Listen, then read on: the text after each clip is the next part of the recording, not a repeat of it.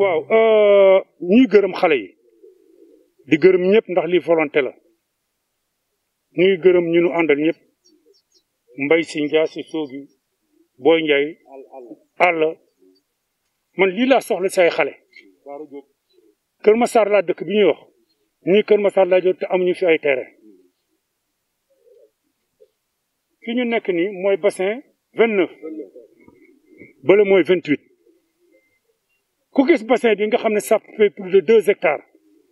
mais malheureusement obstacle bi mooy tifaay tey nag ci journée bi ñu libéré fële dañu ñëw fii pour libérer aussi entrée bi dindi tifa bi kon ñi ngi gërëm xale ci seen volonté li ñuy def nag seen bopp lañ ko defal ñoom la war parce que ñoom ñooy xale yi waaye nag nii volonté moo koy def ku ci neexoon tey fay ñoo la dërëm nga toog sa kër comme ñeneen ñi mais bu ñu xoolee si man lii war nañ ko mën a def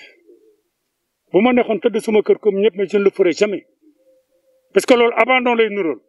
kon ñu ngi leen di gërëm aussi yéen Kër Massar di gërëm Sen TV di gërëm mboolem ñi nga xam ne ñoo doon intervenir ànd ak ñun depuis ce matin li ñuy wax autorité tamit mooy bassin yi nga xam ne nekk na Kër Massar si projet 1 bi du ma noppi di ko wax amul entretien bassin bu ci nekk quartier ba am na ASC nan nu jox les moyens nécessaires ak équipement yi ñu dugg si bassin defar ko mais am na loo xam ne nag citoyen bi mën na ko mais am na loo xam ne état liggéeyu état la kon ci projet 1 bi laa nekk ba tey bassin bii ngeen di gis mooy bassin bi ñuy wax bassin Ndaka la bokkoon ci lotissement Mbacke Diop indemniser nañu mboolem ku fi amoon parcelle kon tey bassin bi war na mën a am entretien war ngeen ko mën a jël direct nga filmer ko xam ne fii bu ndox mi ñëwee aussi li waroon na dem du dem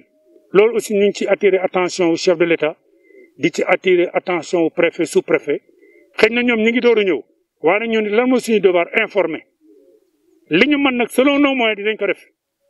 li ci des ñu bàyyi ko ak état ñu ngi gërëm ñëpp di leen sant